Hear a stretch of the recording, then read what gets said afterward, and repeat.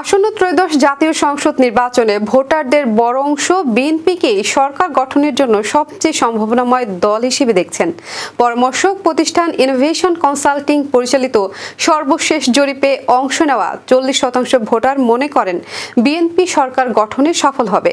অন্যদিকে জামায়াতে ইসলামকে এগিয়ে রেখেছেন 28.1% ভোটার। বুধবার রাজধানীর আগারগাঁও জাতীয় আর্কাইভস ভবনে আয়োজিত অনুষ্ঠানে এই জরিপের ফল প্রকাশ করা হয়। জরিপে অংশ নেন দেশের 64 জেলার 10,413 জন ভোটার। এর মধ্যে 69.5% শহরে এবং 30.5% গ্রামীণ ভোটার ছিলেন।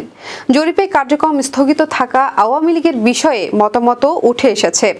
অংশগ্রহণকারীদের 45.79% মনে করেন দলটিকে নির্বাচনে অংশ নেওয়ার সুযোগ দেওয়া উচিত। তবে প্রায় সমান সংখ্যক 45.58% ভোটার মনে করেন অংশগ্রহণের আগে তাদের বিচার প্রক্রিয়া সম্পূর্ণ হওয়া জরুরি।